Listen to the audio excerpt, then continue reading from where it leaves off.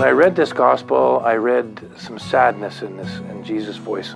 It's not a simple story. I think it's a very short gospel, but it tells an awful lot in a very, very short number of words. And I think this gospel is two parts to it. One is about a feast, a dinner, and another is about a narrow door. And trying to relate this gospel to today's times, I think we want to talk about a dinner, a feast. Jesus has gone through the city and taught. And then now he's going to talk about how the people who have the house have sat down and they've closed the door. And they don't let the people come in. And why don't they let the people come in? Because he said, we don't know you. And why is he saying we don't know you? The people have concern and they're angry and they're upset. And they're trying to crash this party.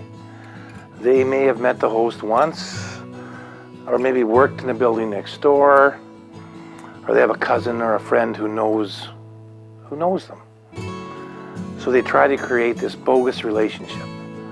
And the relationship in the parable is that it should be the relationship with Christ, and that Christ wants us to come in the door.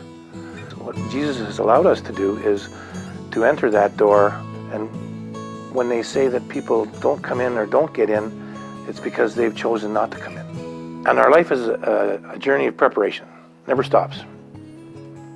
Till the day we check out, then we're still preparing for something else. I mean, I've said many times to people, when the big fella says, time for you to come, you don't say, oh no, I'll be there tomorrow. Now's the time. The second part of the story talked about the Olympics. I'm watching the Olympics and I'm thinking, this is a pretty relevant thing, because people have come from all over the world. In the gospel, people come from all over. And so they come to compete. So the gospel says that they have come to be here. The Olympians have come to compete in the games. And we can call life a very large game. And some finish first, some finish in the middle, some finish last, and some don't finish at all. And whether they've won, lost, they've competed. So in our lives, we are born, we live, we die. We all have competed in the game of life. And we've completed that course of our game, if you wish to call it that.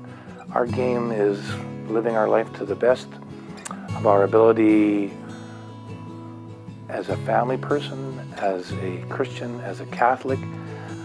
And we go through it, and at its end, we're not first, we're not last, and we're all welcome to the table to be with our Lord. Oftentimes, I laugh about this when I was reading it, because it made me think about my wife saying, we have to be on time, we can't be late, we have to be here at this time. Oh no, is there a question? Is there a test at the end? Oh,